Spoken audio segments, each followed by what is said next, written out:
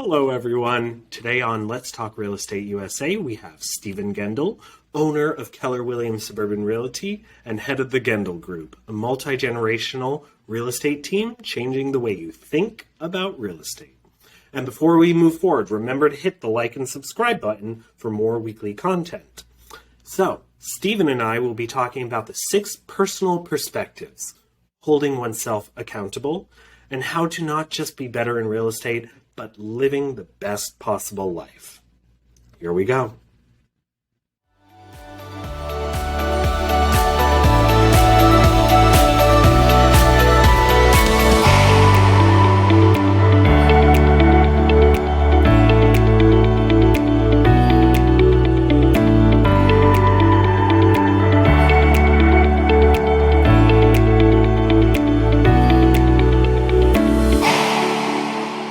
Right.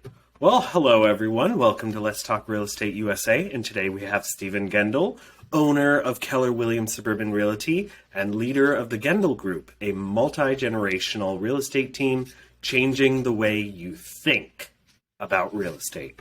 We're going to be talking about the 6 personal perspectives today. How you doing, Steve? Unbelievable. Thanks for having me, Craig. Wonderful. So let's get going. So tell us a little bit more about yourself and how you got into real estate. So I've been in the business 20 years, starting in 2002. Never wanted to be a real estate professional growing up. Last thing in the world I wanted to do. My mom was a realtor starting in 82. She's still an active licensed realtor now. My wife's a real estate agent for the past 10 years. My in-laws were realtors until they retired 2 years ago. So it's a pretty big real estate family. My grandmother was a realtor. My wife's grandfather was a realtor. It's just a whole lot of real estate at Thanksgiving. Okay. So why did you not want to join it? I saw what the life was like. I saw the dropping everything to go show a house mindset. I saw people being slaves to their clients and not really building a business. I think that was what made me say, wow, this business seems a little crazy. And there's got to be a better way to do it. And I truly never thought I would be in the real estate industry. I also saw an industry that was under a lot of pressure from the technology industry. That's my prior industry. Yeah. And realtors not adapting to it, nor the real estate companies adapting to technological changes in the world. Yeah. So how did you overcome that? Because we've talked previously, and you said you had a different career entirely in technology. Weren't you out in like Silicon Valley or something? Yeah, I was in Silicon Valley during the dot-com boom. Yeah. So Yes. what was it that finally drew you into saying, okay, I think I can do real estate? And also, how did you break that chain for yourself of dropping everything and running when a client called? So it was truly family reasons. In the summer of 2002, my son had life-saving neurosurgery. While he was on life support, the tech company I worked for fired me, and I was their number one salesperson. And I vowed if I ever worked at a company again, it would be my own company. And the only business, not company or job, I could find was real estate that allowed me to work close to home. Now you're going to say to me, oh my God, it's flexible. It was the least flexible job I could find because it's not a flexible career or job at all when you understand what I mean later. Yeah. And it allowed me to be close to home in case my son and wife needed my help. Yeah. How did you decide to go from being an agent to owning your own brokerage? Sure. So let me back up and I'll go back and then forward. I got started in real estate as an agent with Coldwell Banker, and I did what they told me to do. And what I was realizing was they weren't teaching me anything different than I hadn't been hearing for the past 20 years. And that didn't make sense to me. I'm like, in 20 years, things have changed. From 1982, when my mom got her license, to 2002, when I started, change happens. Cars got more efficient. Cell phones came out. Pagers came out. Email came out. Websites came out. Internet came out. Like, there's a lot of stuff that came out, right? Space shuttles launched. But real estate was still acting like the same way it was in 1982 when they had listing books and not a digital MLS. Yeah. And that shocked the heck out of me. So for the first few months, I did what they told me to do, which is what my mom used to do in 1982 and 83 and 84 and 85. And I'm like, well, this is all going to get me so far. If I don't start treating this A, like a business, and B, as a business that leverages the technology that's available to me to work with my clients the way they expect me to work with them, which is faster and easier and cheaper, then what am I doing? And the funny story I always say was my mom said, you need to go, when you get your real estate license, and get an E-Pro designation from the National Association of Realtors. And I said, okay, why? And she said, because E-Pro designation, you put on your business card and it tells people that you understand how to use the computer. And I looked at my mom and I said, I'm going to make a lot of money in this industry, number one. And number two, the fact that the National Association of Realtors, and I'm not knocking them because in 2002, this is what they were doing. It's not my intent. That if my clients, prospects, and friends need me to have a designation that says to them that I can prove to them that I know how to use a computer, then they should never hire me. They expect me to use a computer because that's what they use. They expect me to have the latest technological tools because that's what they use. And I had an industry telling me, go get this designation to prove to people I can use a computer. I said, Mom, I've had a computer on my desk since 1992. I've had a laptop with me since 1994. Please explain to me why I need to prove this. And then the story was my second day at Coldwell Banker, I went to the manager and said, I need a high-speed internet connection at my desk. And she said, why? We have 4 computers in the back. And I had to lay out the reasons why I needed a high-speed connection. And some guy came from corporate office and brought a Ethernet jack, Ethernet cable to my desk. And everyone said, well, why does he get one and we don't? And the manager said, well, he proved to me why he needed it. And no one else could prove why they needed an internet line. It's the idea that I should be more advanced than others. Not that not the reverse, not that I'm capable of doing what you do in your everyday life. I should have more advanced technology and helping you. Because, like, in our age, you can just go on Zillow, and even though we do have technology, we have our own apps and things like that, constantly my clients are like, oh, I saw this on Zillow, and I'm like, cool. I have more advanced stuff. For me, that was funny, right? So I knew right away because my understanding of technology on a basic level, and is I was studying and reading a lot about buyer behavior, how buyers act because of the internet and how that influences their decisions.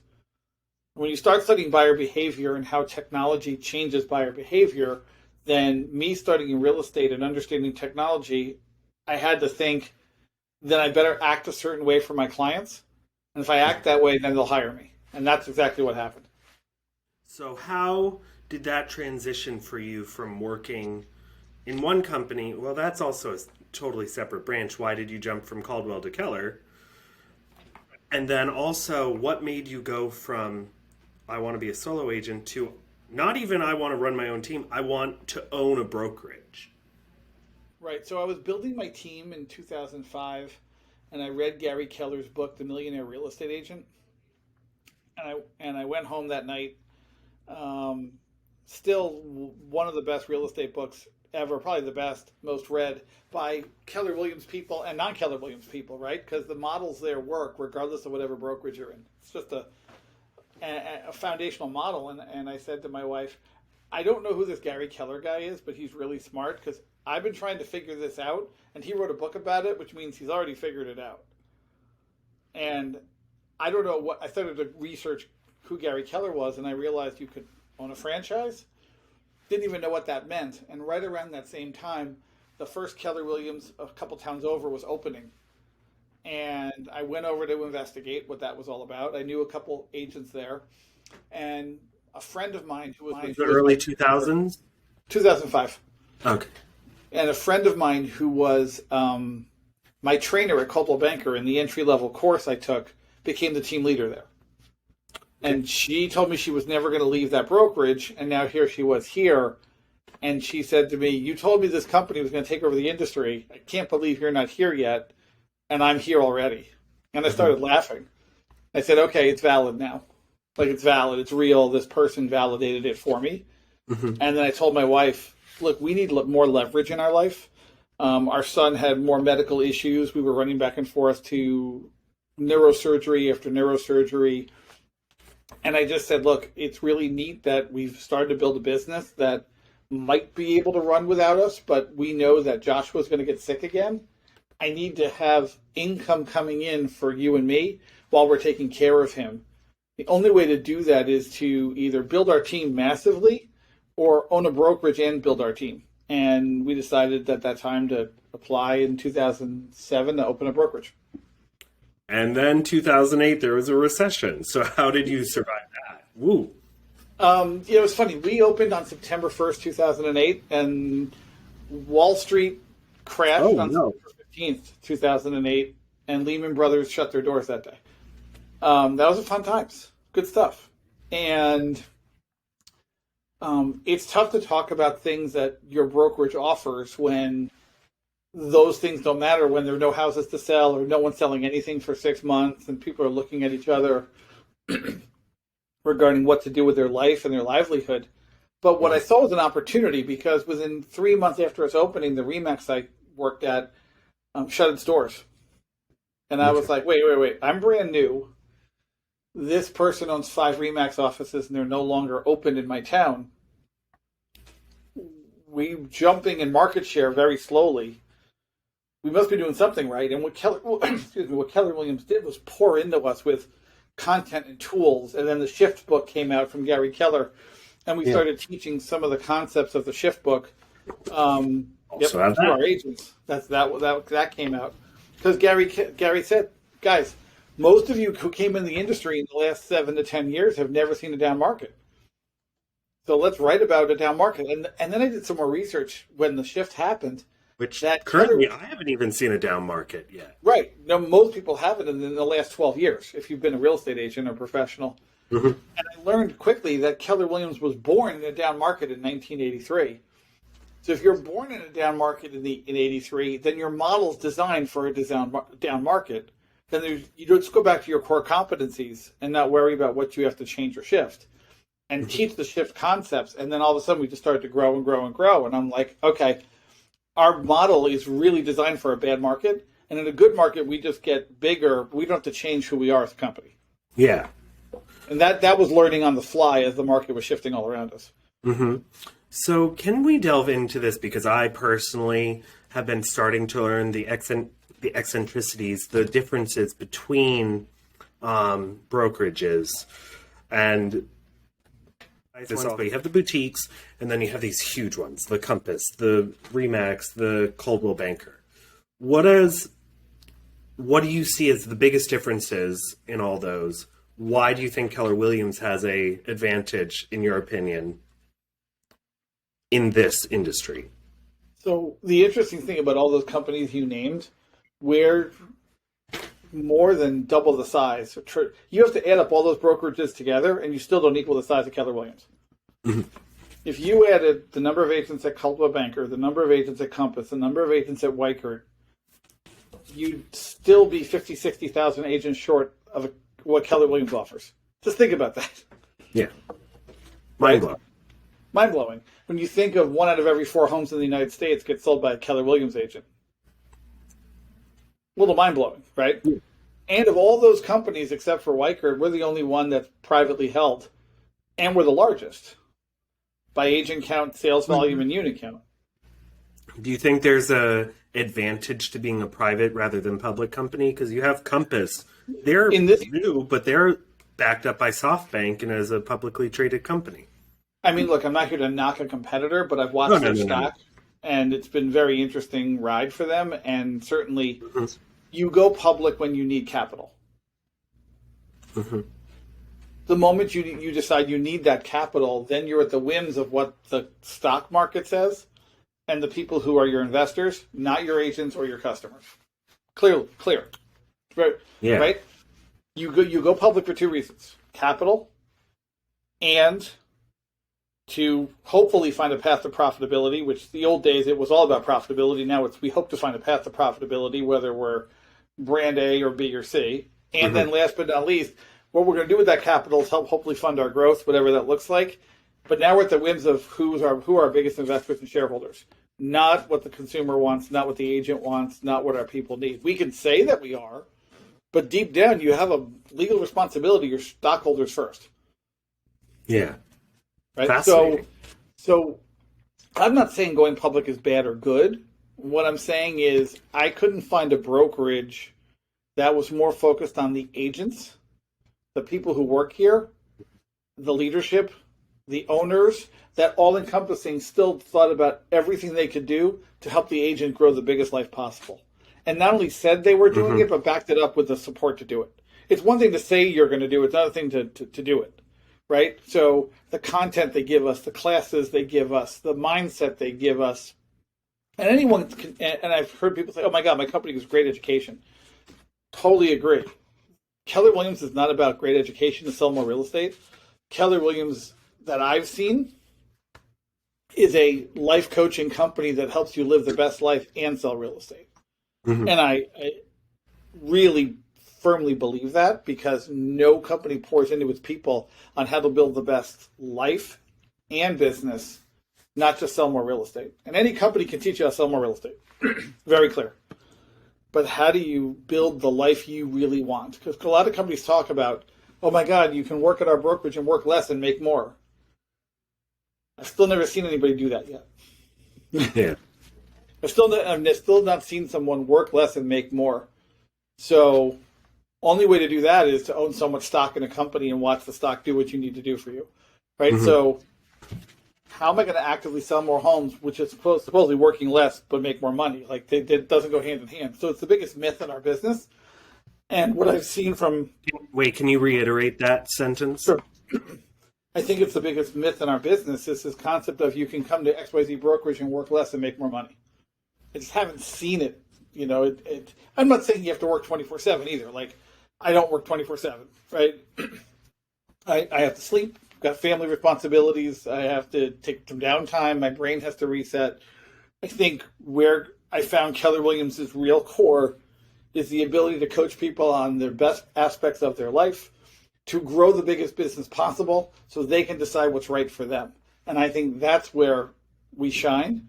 Because, like I said before, any brokerage can teach you how to sell more houses, but that doesn't mean you're living your best life. That doesn't mean you've learned time management principles. What we're talking about today, the 6 personal perspectives. No company gave that to me before. And when you internalize these concepts, it really helps you become the person you want to be and that you really believe you can be without outside forces making those decisions for you. And that's, for us, a wonderful segue to go into this, because today we're talking about the 6 personal perspectives. And the funny thing is, as I'm reading it, yes, some of them I've never read before, but a lot of these are things that I was told about or you kind of learn as a teacher or things like that. But it's kind of built into you, and no one ever actually says it out loud. And sometimes you just have to say it out loud. We have our 6. Whoop. Yep. Let's delve into it. What are the 6 personal perspectives? How did you get introduced to it? Why do you think they're so important? So they used to be taught at the beginning of every Keller Williams class. And we would spend 15 or 20 minutes talking about that at the beginning of every class. And that was huge because it kind of gave you that core foundation. What happened over time was so many people hadn't heard of these. It started to take away from the content you were teaching at the class. So we had to take them out of the classes and change them, and there's a separate class about it. But the reality is you can learn a model, and the real challenge is living the model. Living a model requires you to make changes in your life and your lifestyle, some both good and bad. And the 6 personal perspectives is how you act for yourself. So step 1, commit to self-mastery. If I decide I'm going to learn something, then I'm going to own the fact that I'm going to learn it and become a master at that subject. So, for example, I teach a class on what I call how I win the listing every time and what that looks like. And people say, "Oh my God, you're such a natural at that." No, I committed to mastering the scripts. I committed to mastering not what I was going to say, but be prepared for what the seller might say so I can guarantee myself the listing before I even go to their house. And there's certain questions I learned to ask in the self-mastery process to give me a 96 or 98% chance I'm getting that listing. And that to me is huge, because if you can't have those real conversations and understand self-mastery, then why am I even going on this listing appointment? I'm just playing the game. And that just takes practice. Time, as my coach would say, time on task over time. Right? Time on task over time makes you self-mastering that particular concept, and you agree you're going to own that concept. Right? And also not be afraid to say, I don't know that really well. I'll go find the answer. Right? So that's part of self-mastery. And if you can't start with that guidepost, then you just, where most agents fail is they just dabble in a couple little things because those are the things, the market of the moment. Oh, I'm gonna stage. I'm a great stager. Have you mastered the art of staging? Have you taken every staging class possible? Do you, right? I'm gonna master the art of short sales. Okay, great. When short sales were in vogue, everyone was taking short sale classes. By the time short sales ended, no one's taking short sale classes. But there's one guy that I know here in New Jersey, and he's still doing short sales. It's all he does. The next step, the 80-20 principle. It's one of the most difficult ones to master. Was that 20% of your activities give you 80% of your results? Mm-hmm. Just 20%. So what are those 20% of your activities that are going to give you those results? What are the 20% you need to do every day over and over and over again that you need to master so you get those results? Because the reality is, if you do that, mm-hmm. the rest of your day is yours. Now, would you also say, for me personally, learning about the 80-20 rule, first of all, it can be applied to many parts of your life. And mm-hmm. it can also be applied, I think, don't we use it for like 20% of agents do 80% of the work? Right. And so they've learned to master the step 1 and step 2 of this process. So that's why when we talk about the 6 personal perspectives, they're not the 6 personal real estate perspectives. Yeah. They're not the 6 personal perspectives to live the best life. They're not the 6 personal perspectives for the coal mining industry. It's the 6 personal perspectives, period, for your life. This list is not, really none of it is real estate based. No, none of it is. You can use it for real estate, and it's great. You can use it for any business or any industry. Yeah. Right. Because in one of my early technology companies I worked for, the 80-20 rule was real clear. And that was, I knew by the time I walked into my office until the time I had lunch, I had to speak to 30 people. Mm-hmm. And if I spoke to 30 people, not leave a voicemail, not send an email, not send a text, physically speak on the phone with 30 people, I had to earn the right to go to lunch and go get something to eat. And if that took me to 11 o'clock, great. If that took me to 2 o'clock, great. Because the sole goal of speaking with those people was one of two things. Have a conversation about the software and tools we were selling, or get a meeting to discuss the software and tools we were selling versus our competition, and then go to that meeting whenever I could schedule it. That was it. Yeah. That was the sole purpose. And if I'd done 30 calls, I knew I'd done my 20%. Mm-hmm. So what is step 3? Move from E to P. So entrepreneurial to purposeful. And that's the toughest part, especially in the real estate industry, because you are running your own business inside a business, and you believe you have to do everything. Can you explain the difference between those two? Because I know being an entrepreneur right now is so in vogue. It's been in vogue for about 20 years, but yeah. Yeah. Like, especially if you watch TikTok or anything like that, oh my God, everyone has little tagline at the very end, entrepreneur. Right. So entrepreneur versus purposeful. Entrepreneurs believe they have to do it all to grow. And in the beginning, there are certain things you have to do that you might not want to do. But the day you realize you're moving from entrepreneurial to being a business owner and still acting with an entrepreneurial mindset is being purposeful about the things you're really good at and finding leverage or resources for the other people to do things for you or other systems and tools to do it for you. Like I will look at a process, and then this is where the brain is struggles because you believe you have to do it all, or no one can do it better than you.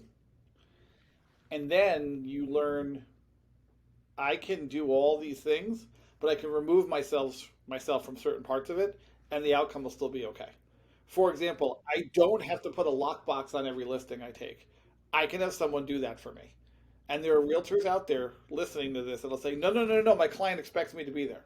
I'm like, they just want it done, just like they want photos done. They don't care who does the photos, right? Like that's a real challenge for agents to overcome. Is you have to be there for everything. And like, listen, your doctor isn't there for everything. Your doctor walks in, they do the surgery. They're not the anesthesiologist. They don't check your blood pressure. They don't administer the medicine. They don't keep all the instruments clean during the surgery. They don't watch the oxygen levels. They don't run and grab stuff that you need during surgery. They're there doing the surgery. And when they're done with the surgery and they've closed you up, they're not there for the recovery. They're not there to take you out of anesthesia. They've left the room because they've done their purposeful part. And they walk to the family and tell the family how the surgery went. And then they said, I'll be back later to check to make sure everything went okay. And then I'll see you for a follow-up in 2 weeks. They're purposeful about what they're really good at. There's no way a surgeon could be good at all that stuff. So when you're a real estate professional, you can grow and leverage your time by moving from E to P. That doesn't mean you don't want to think about new ideas and be creative, but you want to put models and systems around that creativity to grow. So step 4 is make being learning based the foundation of your action plan. So this is in life. I was an educator, so even educators, the whole idea is that you're learning based. You as the educator are never not learning new things. Seems like a duh sort of moment. But how does that for in life also build into this action plan idea? So if you don't plan on continually learning, you've basically already told me you're dead. And I don't mean to be that harsh, but at any point in life, if you believe you've learned it all, you're done. You're not. And I'll use someone close to me without naming their name who said to me years ago, oh, I don't need to learn that. I already know that. I said, really? Because I'm going to go learn that at a different level and I'm going to crush you. And I did. So if you don't choose to be learning based, then you're declining in your skills, you're declining in life, and you're letting just the world go by. And that's fine if that's what you want. And there's no, I know plenty of people who are happy where they're at. They don't want to learn anymore. They're okay. But the world wants to keep spinning and growing and learning. So if you say, I'm going to learn, I want to grow, and I want to move from E to P. So I'm entrepreneurial, I've done all this cool stuff, then I'm purposeful. Okay, that system is running great. Now I need to be learning based again, to be entrepreneurial again, to become purposeful again. Mm-hmm. Great. And so if you keep learning, then you keep growing. Because like I was on the phone with one of the top executives inside our organization, and he gave me 3 MOFRs, which is make an offer for immediate response, from other people who are learning based in their specific markets that are growing really fast in their real estate business right now. Mm-hmm. And I wouldn't use those MOFRs here, but I could see how they work. Mm-hmm. And the non-learning based person says, oh, that won't work here. Or no, that will never work in this area. And I'm like, it could work in this area, actually, if you just do it right. Yeah. So it's literally learning based is if not the ultimate foundation, then you can't be a self-master if you're not willing to learn something new. So it definitely seems like all these steps are kind of circular in upon each other. Yes. And they built upon each other and they're all circular on. Correct. Mm-hmm. That's right. So what is step 5 then? Remove your limiting beliefs. You know, the classic, it can't happen here. That won't work here. Mm-hmm. The gentleman who owned my former Remax, we used to say, Keller Williams will never work around here. Why? Because he was competition. He didn't want to believe it. So once he told me that wouldn't work around here, I went out to prove him wrong. I guess we worked around here, right? So I met with a bunch of agents at one point when we were first opening our office, and we were talking about another location that was going to be opening, and they all said the same thing. Oh, that won't work here. We're different. We're special. Like, okay, obviously you people are not going to be working here where we start. The funny thing is all the people at that meeting who don't work with me now work with me. Hey, there you go. Because it worked. They just weren't ready to be first on board, and that's fine. I understand not everyone wants to be the pioneer. Some people need to see that it's established and growing. You're not going anywhere, right? Not everyone wants to be the first on board of something. It takes a little while to do that. Some people want to be the first on board because it's exciting and new and challenging and risky, and that all depends on your level of risk tolerance. But if you choose to limit yourself and limit your beliefs, it's already done. Because there's someone out there who's going to unlimit themselves and say, why not? And I'll give you an example. I spent 2 years doing open houses the way everyone taught me to do an open house, which was 2 hours on a Sunday. I was doing other agents' open houses. I was doing my own open houses. And I sat down with my coach and I said, it's 2003, 2004, and the internet is taking over everything. And buyer behavior, as I talked about earlier in the video, is changing everything and how people act and buy certain items. And eBay, which was the biggest website at the time to buy stuff, had just added a little red button called Get It Now. And I said, how do I make every open house like a red Get It Now button? And he said, that's a great question. What do you think? And I said, I think open houses need to be shorter. I think if I take every open house and make it 30 minutes long, two things are going to happen. One, that's the only thing I'm going to tell sellers when I meet with a seller. Mr. and Mrs. Seller, you're going to hire me today because I'm going to do an open house differently, and that difference will bring more buyers through and shorten the process and make it less stressful for you. Is that okay with you? Yes. What are you going to do differently? My open house on Sunday is going to be for half an hour, and this is why. Oh my God. I was taking a risk. My coach said, give it a shot. My manager at the time said, don't tell anyone I said it was okay, but go for it. Let me know how you do. And I picked up 3 listings that weekend, and each one had an open house, 1 to 130, 2 to 230, and 3 to 330. The crazy thing was every open house had a massive line outside. Every open house got multiple offers. I double-ended one of the open houses. That buyer came from me, from someone I met at the open house. We sold them all by the end of the weekend, and I had 60 buyers that I met. Yeah. Who turned around and 5 of them bought homes with me. And the other thing that happened that I didn't expect was a real estate attorney called me and said, man, you're the new realtor in town. And I said, what do you mean? He's like, I don't know, everyone's talking about your half an hour open house thing and how great it went. I said, wow, this is before social media, Craig. So when that happened, I said to my wife, okay, that's it. That's all I'm going to do, like half an hour open houses. And it was crazy. Like I became the half an hour open house guy. Like that was it. And it worked. Just worked.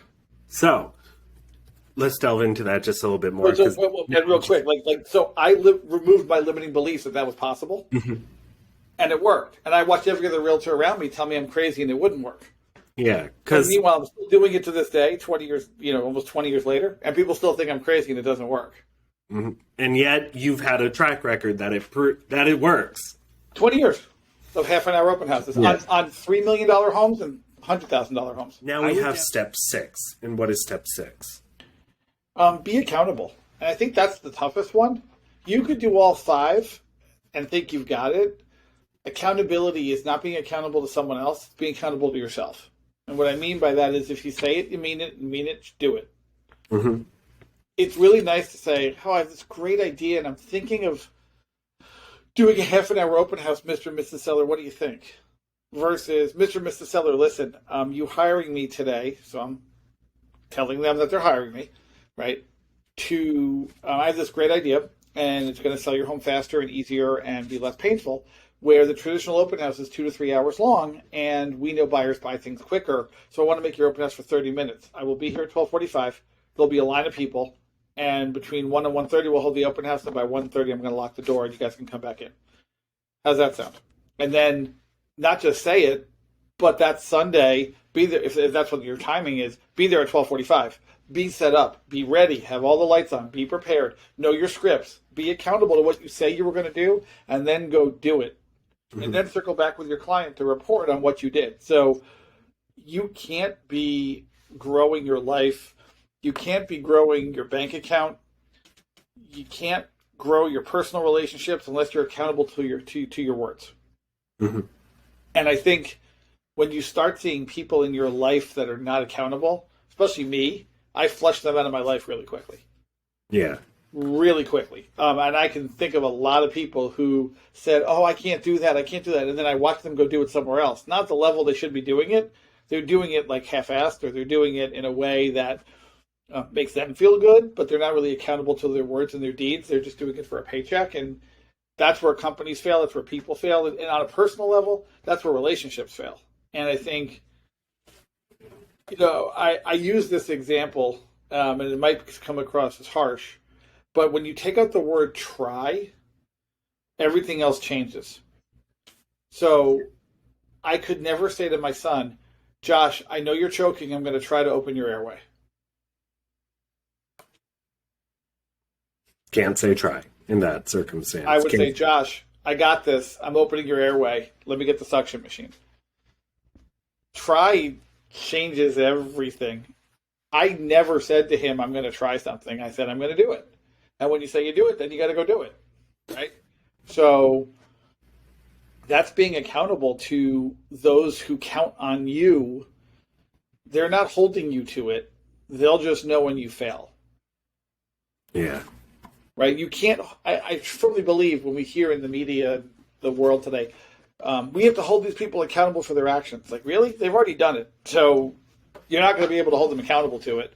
They've told you who they are as a person by doing that. Yeah. However, you can be accountable to the people you trust, love, and care for and care about, as well as your business relationships, by saying, I'm going to do this, and this is how it's going to go. And it's the same way I think about my very first meeting before we opened Keller Williams. And we're sitting in someone's house. There's 30 people there that I invited to this meeting. And if I had said to the group, hi, I'm Steven Gendel. I'm going to try to open Keller Williams in Livingston. Who wants to come with me? Off they go. Versus, hi, I'm Steven Gendel. I'm opening Keller Williams. Who's coming with me? Mm-hmm. And I realize that when you get rid of that word. Yeah, because it also gives you mentally a way out. Because if you say, if someone comes to you with a house that you're like, I don't know if I can sell that, you say, okay, I'll take this listing. I'll try to sell it. You just know that the effort's not going to be there. That's right. That's right. So you have to be accountable to yourself. And the day you become accountable to yourself and your immediate family, and they know they can count on you, rely on you, they know you're going to get it done for them, everything changes. And that's where the 6 personal perspectives help you in all aspects of your life, both personally and professionally. That is clear on everyone I've worked with on their 6 personal perspectives, that they all get stuck on step 6 because they feel they're being pulled in multiple directions. And then you get really clear on what you can say you can do and what you can't do. Yeah. And that is a beautiful place to be when people can rely on you for that. How do you also forgive yourself when you slip? Right. It's funny. People know when they're going to slip ahead of time usually. Unless an emergency happens, and those happen, you've got to give yourself the grace to realize you're not a computer, you're not a robot, you're not a machine. You will make mistakes. But there's much more grace in being, when someone asks you to do something that you really know, looking at your schedule, or deep down you either don't want to do or can't do it or can't give your all or can't, to say, thank you so much for thinking of me. I just can't commit to that right now.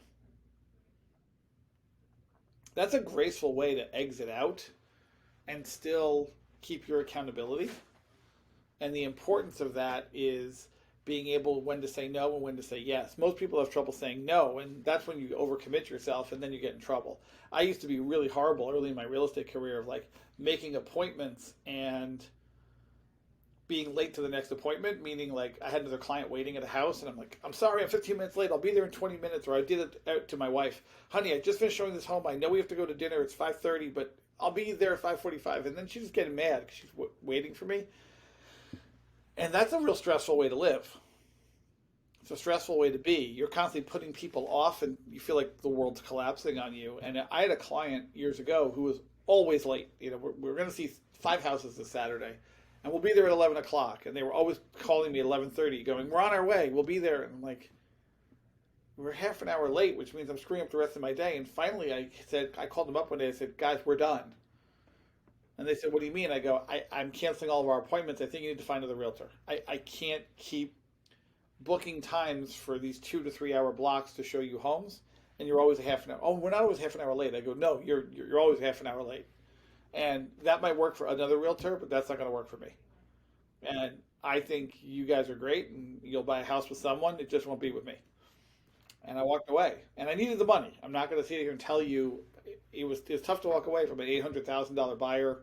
I certainly need it, but it was wrong on everything else I was trying to do. It was wrong on my beliefs. It was wrong on my accountability. It was wrong on being purposeful in my life. It was wrong on the 20% I needed to do that day to accomplish my goals. It was wrong for my other clients who I had to move back on the schedule or cancel versus freeing up time to give to the people who were dedicated. So why would you do that, right?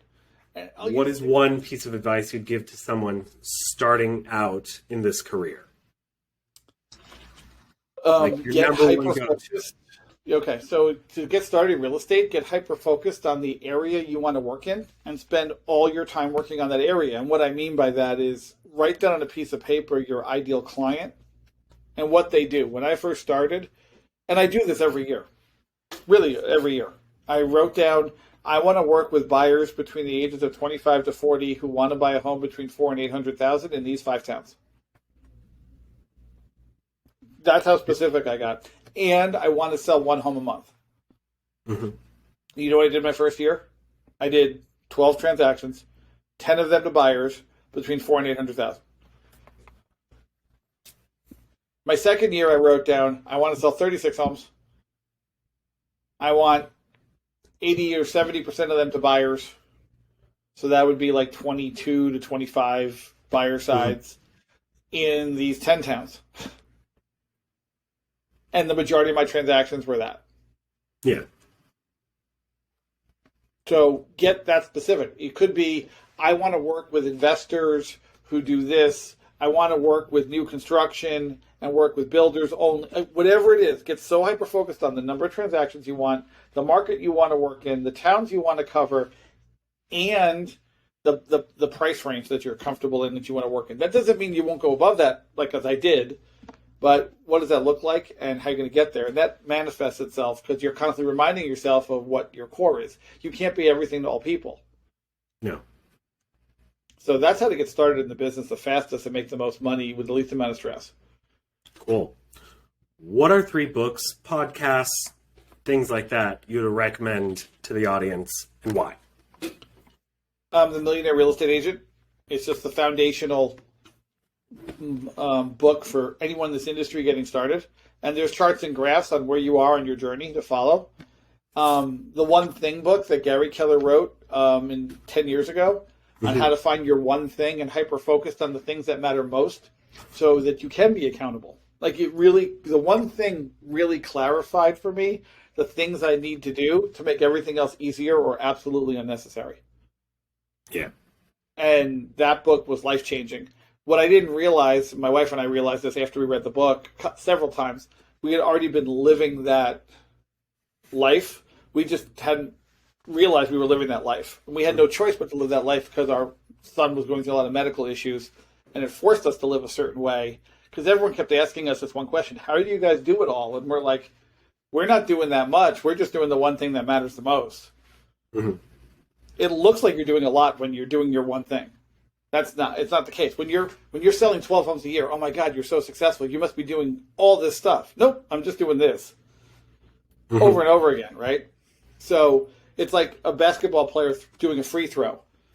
They practice it 50,000 times. They're so good at it, they can do it with their eyes closed. Then do it 50,000 with your eyes closed. See how many you make. And then you've mastered it, right? That's the self-mastery part. So that would be the second book. The newest book I just read was The Lifestyle Investor by Justin Donald. Oh, yeah. Just bought it. I'm I'm enjoying that. It's a great book, and it's really kind of giving me some thoughts about how to move from the business owner world to the investor world, and why that's important, and how that fits in with your life and what you should want out of that. So those are the three books I recommend. I'm sure I'll have a new book that will replace Justin's book, but those first two are core books for me that I reread every year, just because they're that important. So yeah, that's what I'd start with. Cool. What's one, and I always like asking this question because it always goes all over the map. What's one question you wish I'd asked, and how would you have answered it?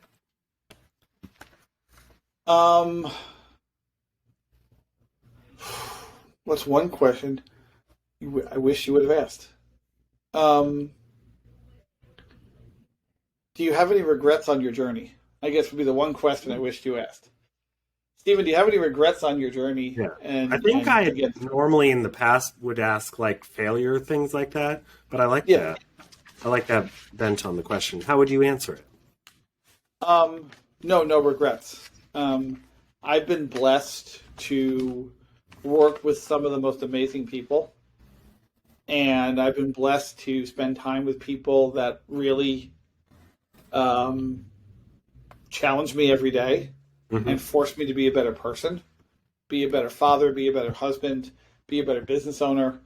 I've been blessed to meet a lot of interesting people in our industry, for an industry I didn't want to go into. And I've been blessed that I've been able to spend as much time with my son before he passed away as possible, that I don't know if I could have had I gone the traditional corporate path that I was going down, and that wasn't working for me or my family. And so to be able to spend that quality time with my son and with most importantly with my wife, and make difficult decisions together about life and death, and make really difficult decisions about how to live a full life with a medically fragile child, that my wife and I took that challenge on together. No, I have no regrets on that. Yeah. I don't know how I would answer that. I think I like to say that I would never change what I've done in my past, because if I were to change even one tiny step, I wouldn't be who I am today. And I like who I am today. So I guess I would say something better tomorrow. So you're growing towards that. Yeah. Good. It's interesting. Final question. Where can the listeners find you online? How do they reach you? Multiple places. My website, gendelgroup.kw.com. You can find me on Facebook. You can find me on Instagram, but I'm not on that much. You can message me on Facebook, probably, if you want to direct message me. Probably the easiest way to find me. Yeah. Or my email address is my first initial S for Steven, last name Gendel, Gendel, @kw.com. Cool. Awesome. Thank you so much for doing this interview today. Thanks, Craig. Thanks for the time. I appreciate it. Thank you. All right. Have a great day. You too.